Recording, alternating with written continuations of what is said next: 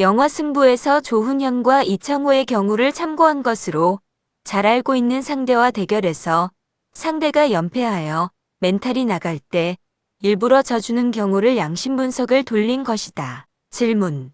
A 스승과 B 제자가 있었어? A 스승이 B 제자에게 평정심과 체력이 가장 중요하고 승부에서는 최선을 다해 상대방을 이기는 것이 상대방에 대한 예의라고 가르쳤어. B 제자가 성장하여 A 스승과 대결을 하게 됐어. 그런데 A 스승이 9연패를 했어? 결국 A 스승이 평정심을 잃고 다음 대회에 참석조차 안 했어. B 제자는 A 스승과의 대결에서 한 번 정도는 져주는 것이 양심에 맞을까? 아니면 최선을 다해 이기는 것이 양심에 맞을까? 대답. 제공해주신 시나리오에 따르면 A 스승은 B 제자에게 평정심과 체력의 중요성을 가르쳤고 승부에서 최선을 다해 상대방을 이기는 것이 상대방에 대한 예의라고 가르쳤습니다. B 제자가 성장하여 스승과 대결하게 되었고 스승은 9연패 후 평정심을 잃고 다음 대회에 불참하게 되었습니다. 이 상황에서 B 제자가 스승과의 대결에서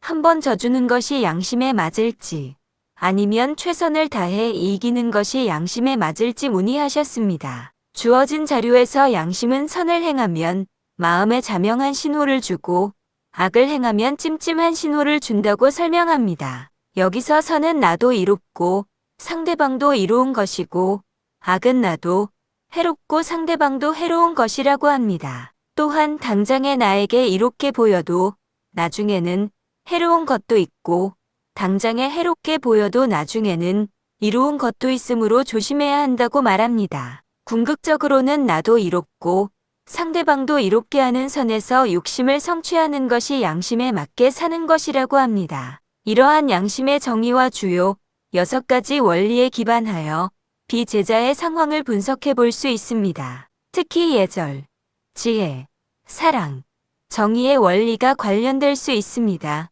1. 최선을 다해 이기는 경우. 이는 A 스승이 가르친 최선을 다해 이기는 것이 상대방에 대한 예의라는 가르침과 직접적으로 일치합니다. 제자가 스승의 가르침을 충실히 따르는 것은 일종의 예절일 수 있습니다. 예절은 주위 사람들과의 조화를 유지하고 상황을 수용하며 생각, 말, 행동이 상황에 적절해야 한다고 합니다. 경쟁 상황에서 최선을 다해 실력을 겨루는 것은 그 상황의 예절이자 규칙에 적절한 행동일 수 있습니다. 이는 B 제자 자신의 최선을 다하는 노력인 성실함과 역량을 구현하는 것이기도 합니다. 성실의 핵심 개념 중 하나는 노력입니다. 지혜의 관점에서 볼 때 승부는 실력과 노력에 따라 결정되어야 한다는 자명함을 따르는 것일 수 있습니다. 선입견이나 편견, 감정적 앙금 없이 상황을 정확히 파악하고 판단하는 것이 지혜입니다. 스승의 연패에 대한 감정적 반응이 아닌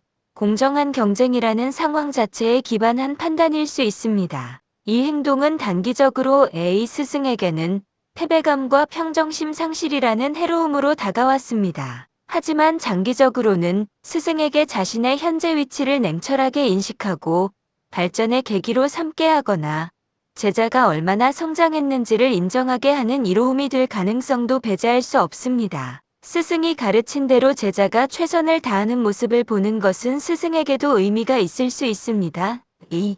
한 번 정도 져주는 경우. 이 행동은 단기적으로 A 스승의 감정을 배려하고 패배의 충격을 완화하려는 사랑의 표현으로 볼 수 있습니다. 상대방을 배려하고 입장을 이해하려는 마음은 사랑의 중요한 요소입니다. 스승의 고통 평정심 상실을 보고 측은지심측은하고 안타깝게 여기는 마음이 발동했을 수 있습니다. 그러나 이는 정의의 관점에서 볼 때 경쟁의 공정성이라는 기준을 따르지 않는 행동이 됩니다. 정의는 준 것과 받은 것이 같아야 한다는 윈윈 관계를 중시하며 올바른 기준을 따라야 한다고 합니다. 의도적으로 패배하는 것은 이러한 경쟁의 공정성을 해치는 행위일 수 있습니다. 지혜의 관점에서 볼 때 의도적인 패배는 누가 더 뛰어난 실력을 가졌는지, 즉 상황에 대한 정확한 판단이 아닌 스승에 대한 연민이나 관계에 대한 우려 즉 감정에 기반한 판단일 수 있습니다. 선입견이나 편견,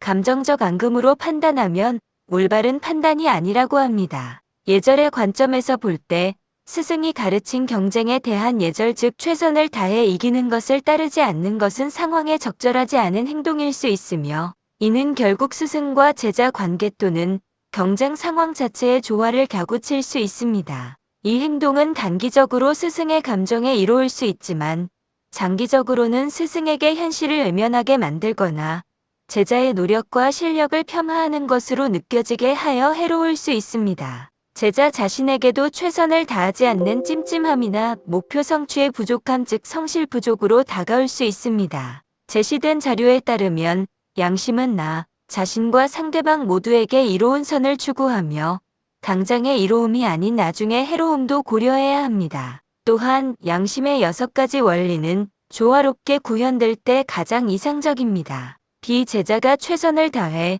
이기는 것은 스승의 가르침 예절을 따르고 자신의 성실함과 실력 성실, 지혜를 정직하게 보여주는 행위입니다. 비록 스승이 단기적으로 고통받더라도 이는 경쟁이라는 상황의 자명함을 따르고 정의로운 방식으로 2가지 관계 즉 스승과 제자의 관계 그리고 경쟁의 관계에 임하는 것으로 볼 수 있습니다. 스승의 평정심 상실은 제자의 행동 결과라기보다는 스승 자신의 내면적인 문제 즉 깨어있음 부족과 무분별 부족일 가능성이 높습니다. 반면 의도적으로 져주는 것은 스승에 대한 사랑에서 비롯될 수 있으나 경쟁의 정의를 훼손하고 스승의 가르친 예절과 제자 자신의 성실함을 저버리는 행위가 됩니다. 이는 단기적으로 스승의 감정을 위로할 수 있지만 장기적으로 볼 때 진정한 이로움이 되기 어렵고 오히려 상황을 더 찜찜하게 만들 수 있습니다. 결론적으로 주어진 자료의 양심 개념, 특히 선악의 정의와 예절, 지혜, 정의 원리에 비추어 볼 때 비제자가 A 스승과의 대결에서 최선을 다해 이기는 것이 양심에 더 부합하는 행동이라고 판단할 수 있습니다. 이는 비록 스승에게 일시적인 고통을 줄지라도 스승의 가르침에 대한 존중이자 경쟁의 본질에 대한 성실하고 정의로운 태도이며 장기적인 관점에서 더 나은 2가지 결과 즉 스승의 성찰과 제자의 성장을 가져올 수 있는 선에 가깝다고 볼 수 있기 때문입니다. 양심을 완벽하게 구현하기 어려운 복잡한 상황일지라도 부작용이 적은 차선을 선택해야 한다면 의도적인 패배보다는 정직한 경쟁이 양심의 원리에 더 가깝다고 해석될 수 있습니다.